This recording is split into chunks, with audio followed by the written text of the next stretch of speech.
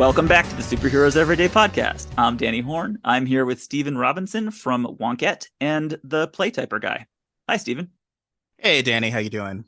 I am doing great. So happy to see you again. This is Act 2 of the 2016 bombastic sequel, Batman v Superman: Dawn of Justice. The story so far: Batman doesn't like Superman because he thinks there's a 1% chance that Superman will turn evil and usher in an apocalypse full of flying alien bug people.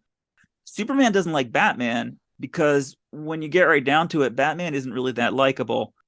Lex Luthor has been collecting chunks of kryptonite to forge a mighty weapon that can defeat Superman. Plus, also, he's invented a new type of bullet and an exploding wheelchair. And worst of all, he has stolen a set of Kryptonian fingertips with which he will do who knows what. This is Act 2. Welcome to it. Batman comes home. He is pissed off. He didn't get to steal the kryptonite, and Superman didn't appreciate his cool "Do you bleed" line, which he had been workshopping for a long time. Very disappointing for him, this whole encounter. He clicks on some magic computer screens, tell him that the kryptonite was brought, big surprise, to a LexCorp facility. And over at LexCorp Research Park, Lex Luthor's very satisfied because now he has a big old chunk of glowy green stuff. And that is about where we are. Oh, man. Still recovering from that. Act 1 is getting to us. Also, meanwhile, at the Capitol somewhere, Senator Finch and her wheelchair buddy Wallace are having a press conference announcing a great new season of Senate hearings featuring Wallace and inviting Superman to come and explain things, which he should already be doing anyway. So legal dramas and like courtroom, as much as boring as those are in real life, they are often entertaining in movies, similar to like Senate. Like they're well written and engaging, and that doesn't really happen here. So it's just, again, slowing down already a very long movie. Yes, it is. Superman enters into the, I don't know, to jump too ahead, but the way he comes into let's do that in a minute. Yeah. Because I have to do Ma Kent. Oh, but I'd forgotten before. That was before this. Like, yes, yeah. Please, because it's the most frustrating scene for me. Clark is in Kansas. He's talking to his mom. He's in full Superman costume outside in the open. Everybody knows that he's Clark Kent. This is a thing from the first movie. Everyone knows. Fine. He's talking to Ma Kent. She says just the most extraordinary series of sentences, which I'm going to give to you right now. Dig this. People hate what they don't understand, but they see what you do, and they know who you are. You're not a killer, a threat. I never wanted this world to have you. What? Be their hero, Clark. Be their monument. Be their angel. Be anything they need you to be. Or be none of it. You don't owe this world a thing. You never did. Is Ma Kent supposed to be mentally ill? Like, what just happened there? So, gonna have to disagree with her police work there, to quote Fargo. So, I think the refugee from a doomed alien society might owe this planet a lot. Like, his life. Yeah, that's true. His flying powers. Like, he should be. And that is what Snyder does not understand, because often Superman is written as sort of the ultimate immigrant and whatever. And if you talk to immigrants, especially from war-torn countries or in places where they know they're lucky to be alive, and here they are the most, what can I do? What can I always do? Yeah. This is my world. That's always been what frustrated me about Man of Steel or whatever, because he's like wandering aimlessly. And I'm like, okay, well, you're very strong and very fast. Yeah. There are people who are less strong and less fast who are cops, firefighters, soldiers in the military. Like, you're none of those things. You're just wandering around doing world's most dangerous catch or something. And the fact that she would say that is just like, the Kents are supposed to be some sort of moral grounding for Superman. And the idea that she is saying, you don't owe the world a thing. I never wanted you to the world. Like, every parent wants their child to have you. I know, it doesn't make any sense. Every mother would be, I want you to help the world, to make the world a better place. Yeah. They know you. They know what you do. Do they? I haven't seen anything. The film has not shown this. He's done some very boring effects. They know you are not a killer. Yeah. But do they? I don't know. You are you writ through buildings that then fell and then Yeah. people died. So I don't know if that's what the world knows. Well, whatever Superman is planning to do, Ma Kent is behind him about 30%. You had mentioned this before about Snyder's thing of like the world does not understand what's different or reacts or whatever, which is just such a nihilistic point of view that is actually not true to how Mm-hmm. normal people behave in the world. So it's Yeah. like people hate what they don't understand. And it's just like, not really. They are confused by it and they are sometimes scared Mm-hmm. by the alien god who won't talk to them and will periodically destroy their downtown cities. Yeah.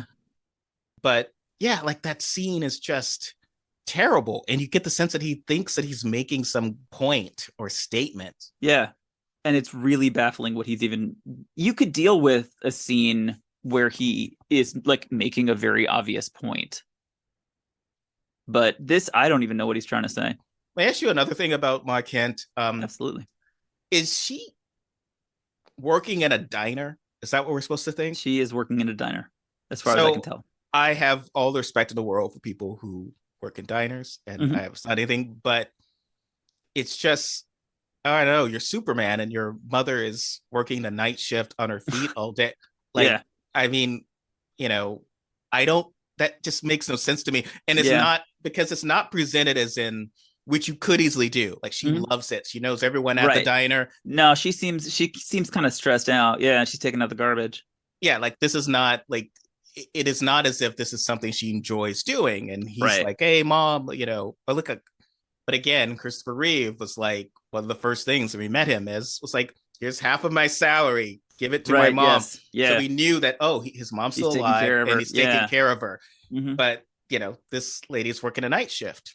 I, and I and it appears to have rattled her quite a bit because she cannot get a specific point out of her head successfully no, to save no. anyone's life. Everybody gets together for the big Senate hearing dance number. Wallace is there in his wheelchair, looking very radicalized and determined. Senator Finch, thanks to some extraneous scenes that we have skipped, Senator Finch now knows that the woman who testified, because Act One, she knows that the woman who testified against Superman was a fake. Lex is trying to manipulate these hearings. So Holly Hunter is planning to expose all of this. And here's Lex in the hallway, and he has a threatening conversation with the senator right outside the hearing room. And then he sends Mercy into the room to make sure that nobody takes his seat, which is right up front with his name written on it. Mm-hmm.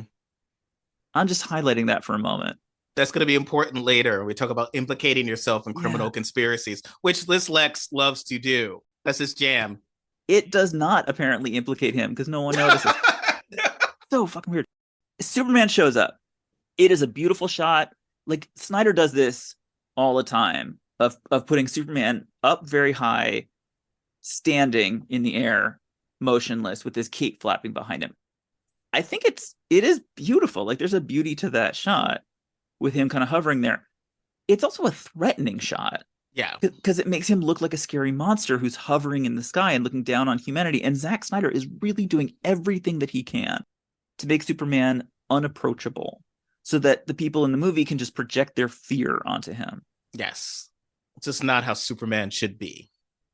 He lands, walks into the hearing room, everybody quiets down, and he's being very respectful, which means a serious expression. Unfortunately, that continues the theme of taking a guy with a heart-stopping smile, denying us the benefit of that. Mm-hmm.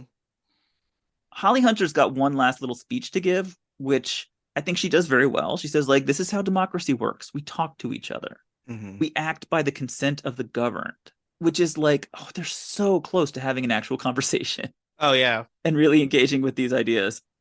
And really, what Zack Snyder wants is just to give Lex Luthor a chance to express his dominance over the situation. He has put a little clue in front of the senator, a little jar that's labeled Granny's peach tea. For no reason, she's about to die. He just wants her to experience a moment of helplessness and submission Mm-hmm. before everything blows up. And it does. There's a very powerful bomb hidden in Wallace's wheelchair, which explodes, and there's an enormous ball of fire that erupts from the Capitol that you can basically see from space, destroys everything, incinerates everyone except for Superman, who is standing there motionless amid the flaming Holocaust and saying to himself, is there anything I could have done differently? Apparently not. It's just not. Zack Snyder's not interested in Superman doing anything heroic. There are two things that I find unbelievably frustrating about this sequence. And number one is Lex Luthor is obviously responsible for this. There was a chair in the front row of this hearing with a sign on it that says reserved for Lex Luthor because he's an extremely famous person. Mm-hmm. And he left the building and escaped. Yeah, like normally, so actual competent criminals would have found a reasonable alibi. Like he was supposed to be there, and instead of taunting the senator, he was like, Yeah. he was called in, or there was whatever. It would be something obvious and other than he literally didn't show up. And this is again Well, he basic did, law. and even he did show up. He was about to walk in and Yeah, like he instead just turned didn't go around into- and walked out of the building. This very suspicious type Yeah. thing, like this very suspicious type behavior. Even his like, and I'm glad you put it in the context of Snyder's sense of everything being about dominance. Because at first it makes no, Luthor's not the Joker. Luthor's not, he would not, that type of wanting her to feel fear. Either he want, Yeah, that is a very Joker thing. Yeah. competently written Luthor does either two things. One, he does like Godfather 2, he gets a senator under his thumb. So Right. he blackmails her and says, I want you to do this. I have the power to make you do this. Right. Killing her just destroys a potential resource. And the other would be if he has to kill her, he just doesn't care. Like, why would it, I'm not gonna do it and then try to like make a reference to something you said earlier. And give her like the last 15 seconds of her life now, or he is making her have a feeling. What is the point of that? If he's that degree of psychotic or he hates women or it's not shown consistently, it's just shown that he wants to remove her as an obstacle. If you're going to the fact that he's never been told no, but they don't show that, they try to show that he's been someone who had to deal with abusive dad. So it's just it's a very frustrating. Seren does nothing and then just sort of flees the scene of the crime. Yeah, that's the other thing. Yeah. That makes him like a criminal suspect. Yeah, it's like as if they haven't done enough to damage Superman's reputation, like both in the movie and for the audience. We see him rescuing one injured person and carrying them out to the EMTs outside. And then he catches sight of Lois and he looks unhappy and he just shoots off into the sky. Yeah, like I think he would also like let me clean up the Capitol. I'm gonna do something, right? Like this building might collapse. Like he should be there trying to help or do something. It's an unimaginable tragedy going on right now. And like, how can I help, guys? Like talking to the public, being like, okay, here's what happened. Here's what I saw. Here's what I noticed, which is just basic. If you and I were there, had managed to survive a explosive Holocaust at the Capitol and then pieced out, that's APB for Steven and Danny. We have like broken several laws at this point. So he just flees the scene.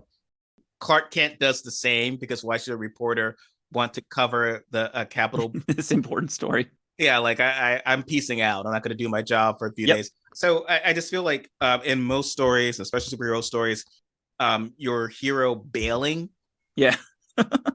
and going for a walk, because that's essentially what he'll eventually do. Bailing to go for a walk is just not compelling.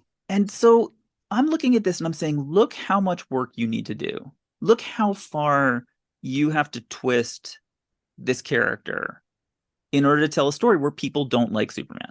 Mm-hmm. Which is you have to make him silent and moody and act like he's giving up and not helping to evacuate people, which is like any other Superman story. There have been, how many Superman stories have there been in the last 80 plus years? Thousands, like tens of thousands that have been written in the world up until now. And any other Superman story told by literally anybody else, he would be helping to evacuate people. Yeah. This is the one. This is a unique moment. He would evacuate, try to save the Capitol. He would be driven and upset. Like, again, I'm going to go back to X-Files, where like even a Fox Mulder, things of where things go to crap. He's driven to find out who did it, who did Oh this? yeah, no, he What's doesn't going even do on? that. He Yeah. doesn't care. He bails. And it's just like, this is just not, Yeah. nothing is heroic. He will Yeah. vanish and literally only show up when people he cares about are in danger. That's Yeah. his motivating for the rest of the film. It makes me wonder if Zack Snyder, like, do you just want to make the boys? Like, you should Mhm. have said so. If you wanted to make a show about an evil, selfish Superman character, like maybe you're just making the wrong show. There's a Batman problem coming up. You want to see that? Yeah. We're with Lex again.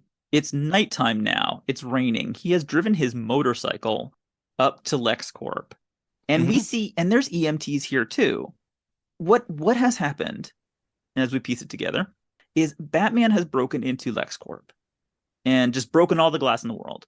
Mhm. And he has fought with and probably permanently disabled a whole bunch of security guards who were just doing their jobs so Yeah. that he could fight his way to the place where they are storing the chunk of kryptonite. And now he has stolen the kryptonite, which is just straight up crime.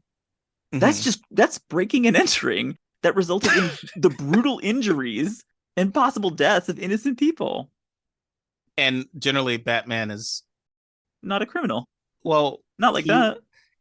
it would be like the Mission Impossible heist scene. So Yes. Batman with Alfred, you've already established, Yeah. would have just sneaked in from the ceiling, taken it out. He does not need to.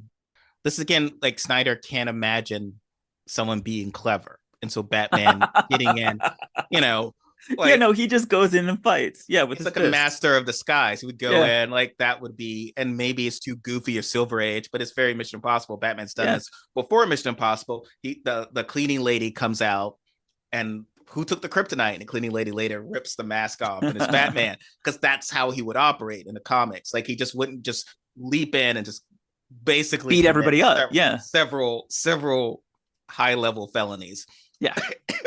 for his later homicide. Right, exactly. Look what you have to do to these people. Amazing. So we've got a scene with Superman and Lois out on a balcony, which I am usually in favor of. Mhm. But he is all grumpy and disheartened now. And he's doing the correct thing, which is he's going to talk to Lois about it. Mhm. And the point of a Superman and Lois scene is that Lois is supposed to say something that matters, that he will kind of take, he will take in and do something about. Not really. He's decided that he's only been helping people because Pa Kent told him that he should. And he says, Superman was never real. He was just a dream of a farmer from Kansas.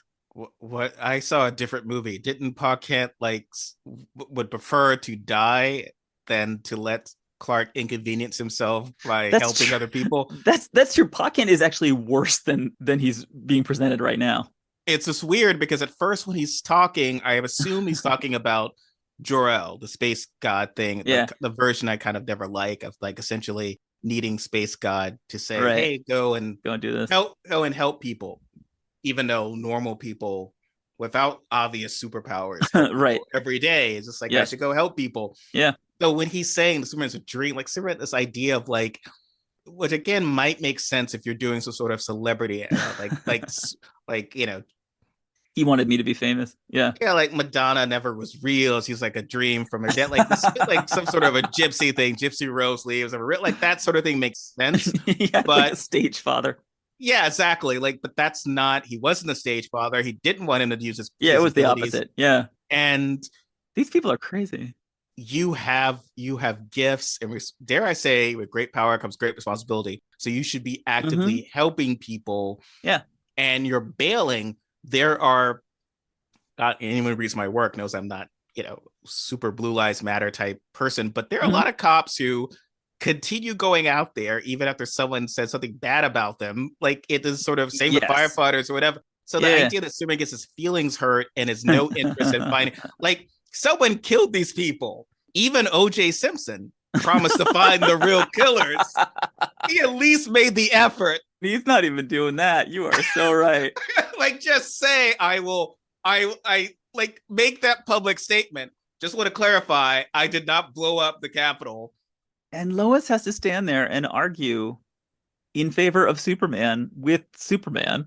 And it's all about his ego as opposed to there are That is innocent true. Yeah, people yeah. who got Yeah. killed. And she says like that farmer's dream is all some people have. It's all that gives them hope. Yeah, she's just talking. You're right. She's just talking him up as like, but you're important. That's the thing.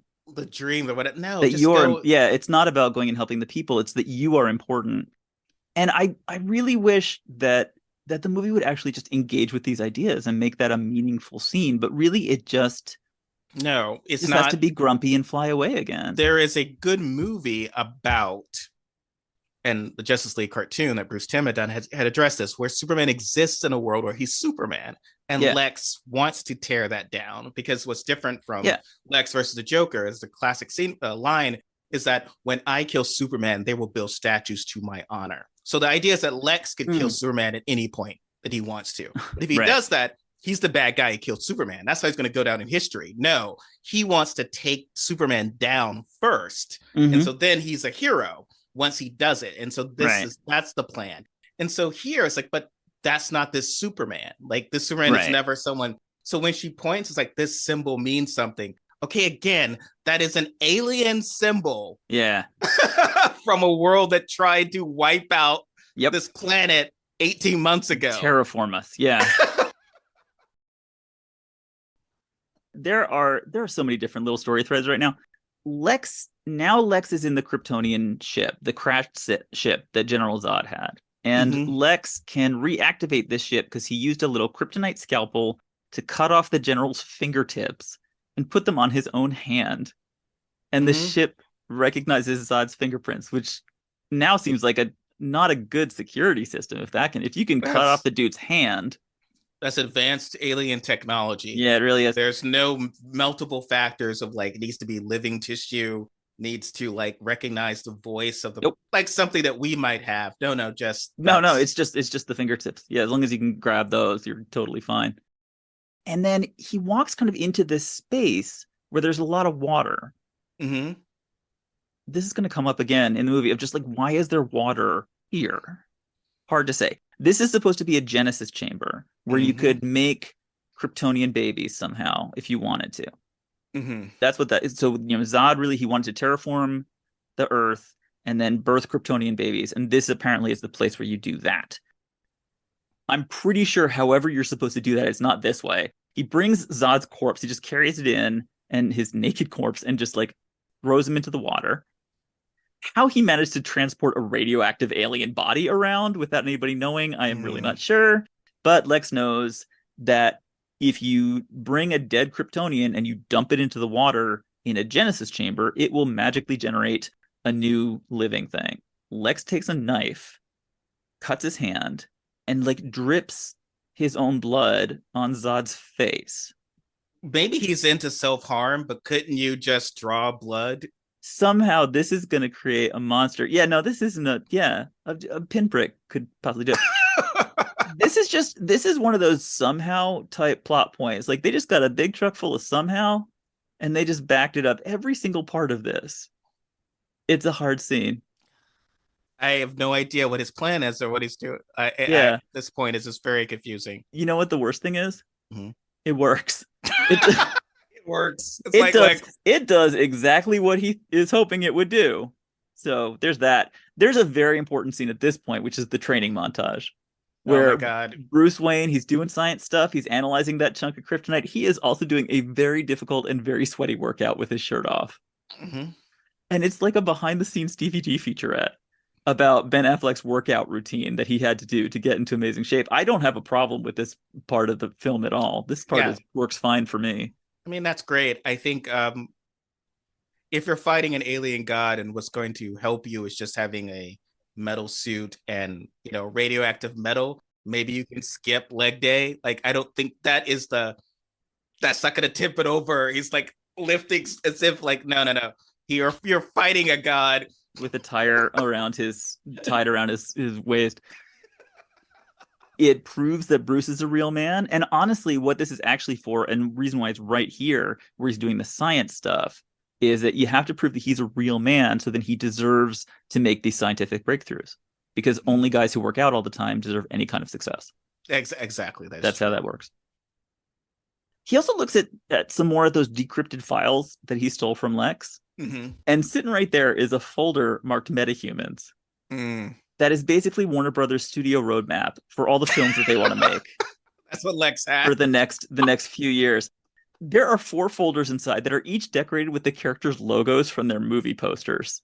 Very. If I worked for Lex, I would do that. I want to put a little extra Yeah, for a it. little extra, like, it's very impressive graphic design work for secret files that nobody's supposed to be looking at.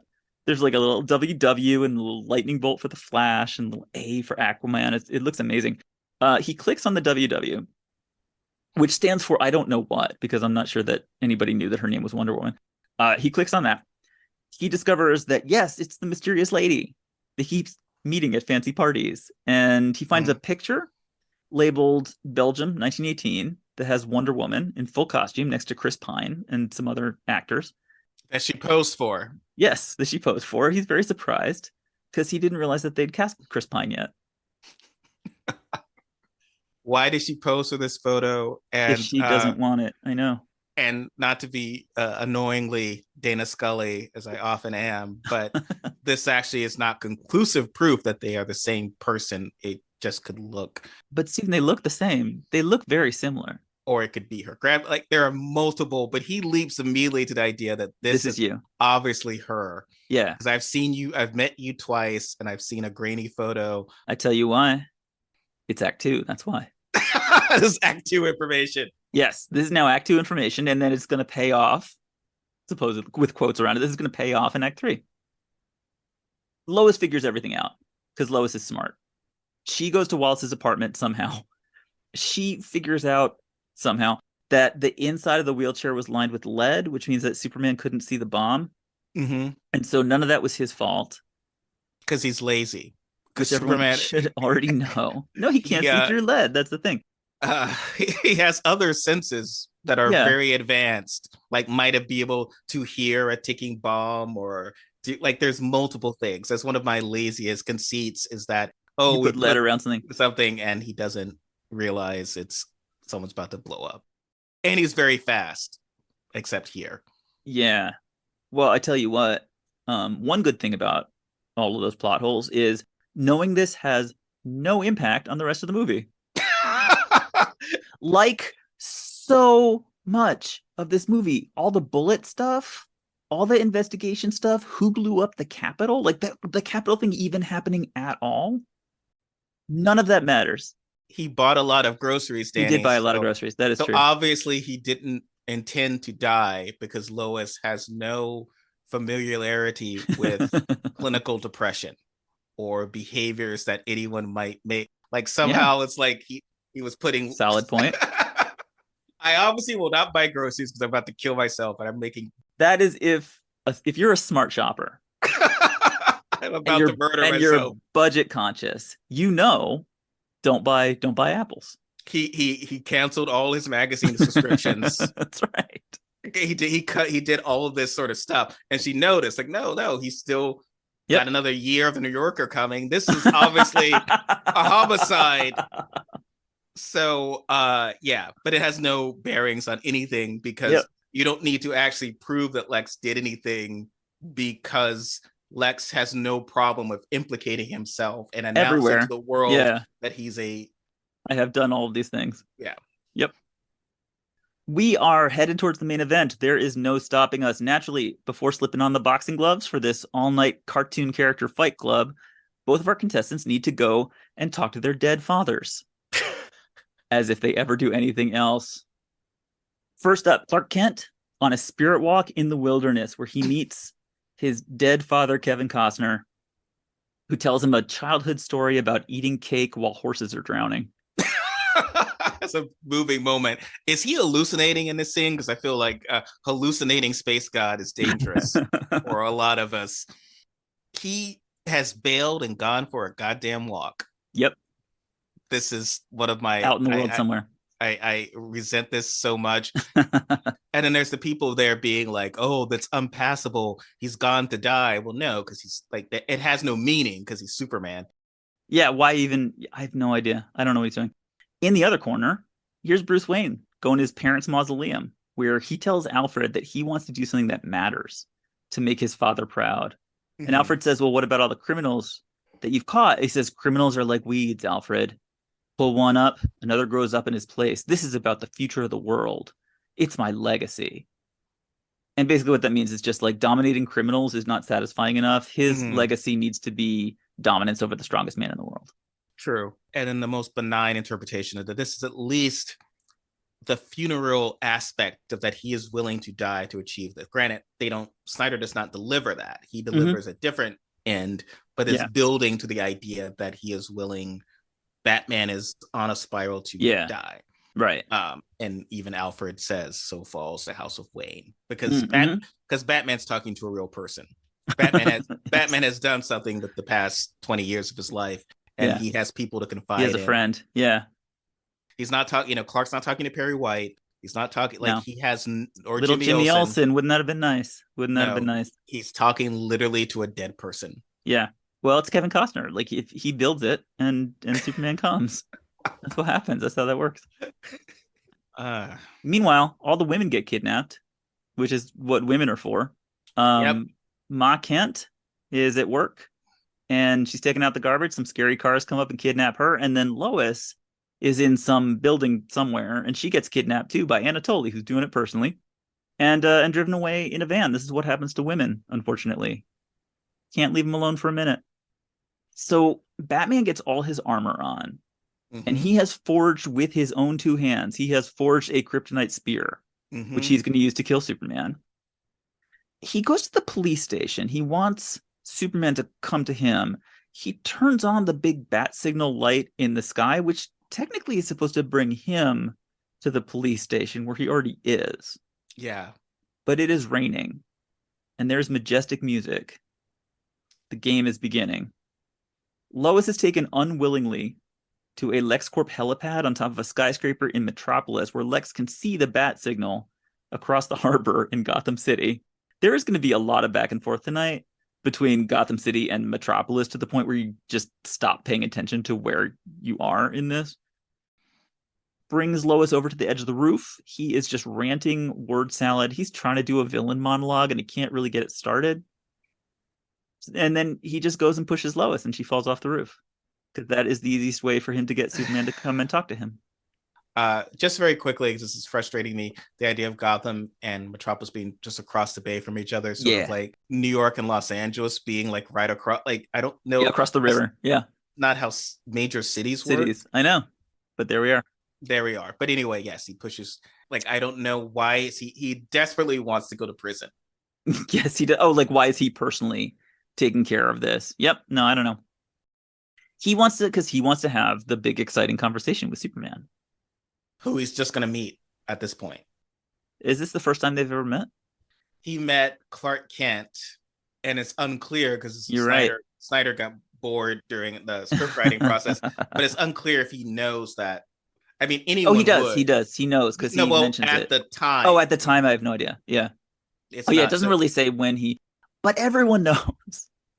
Everyone knows. It's not a secret. It's not a great disguise. They don't seem interested in like. For example, everyone knows if you push Lois Lane off a building, Superman races to the scene. We know that Lois is dating Clark because he's walking into her apartment Mm-hmm. with a whole bunch of flowers.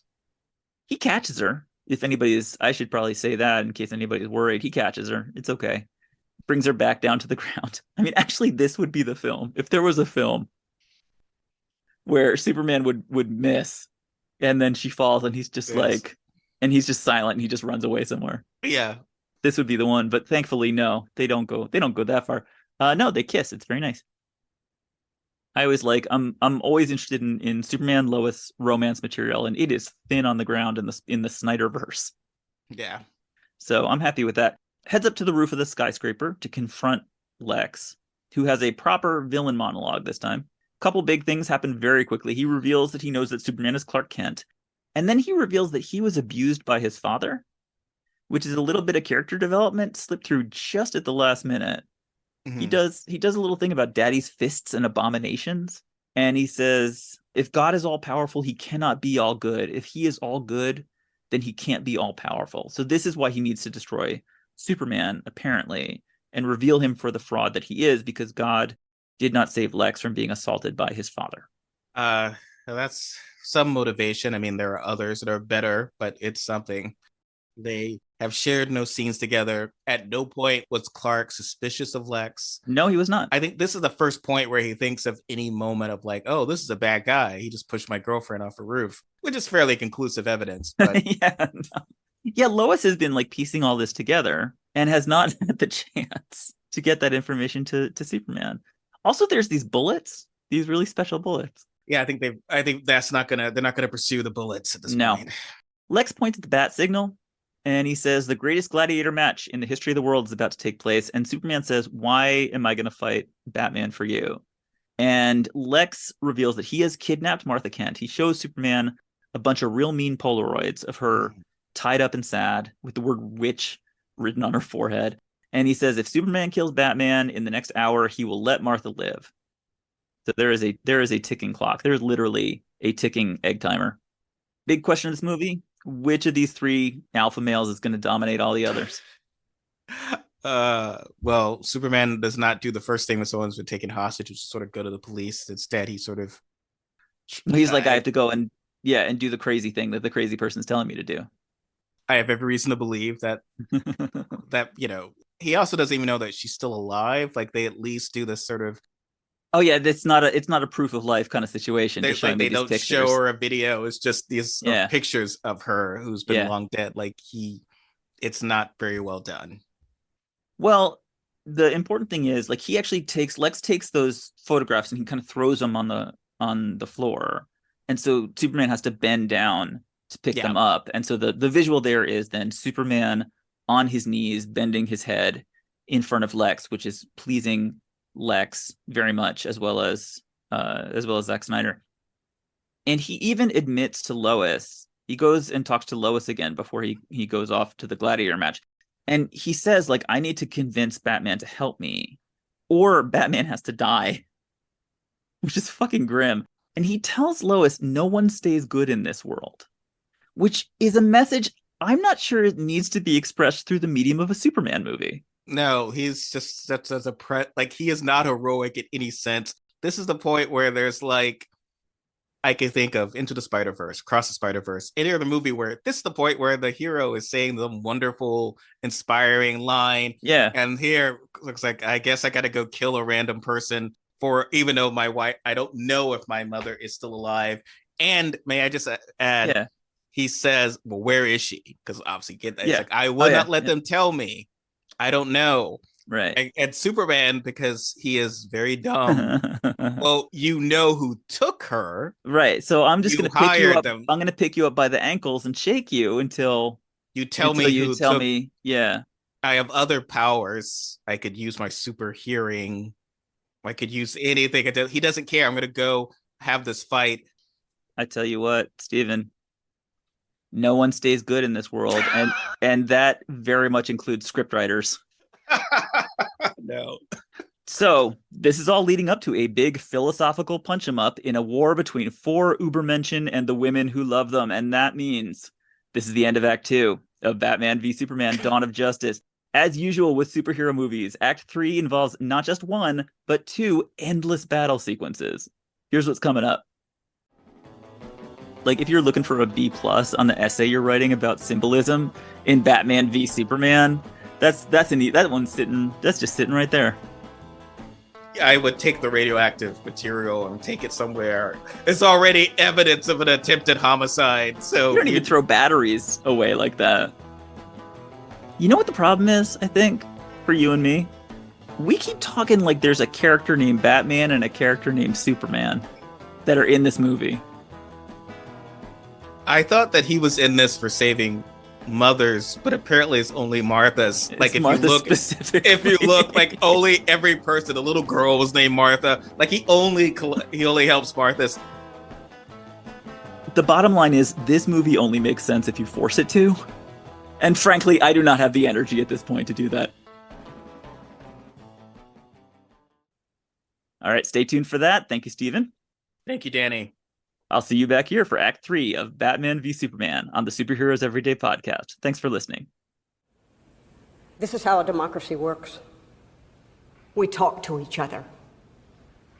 We act by the consent of the governed, sir.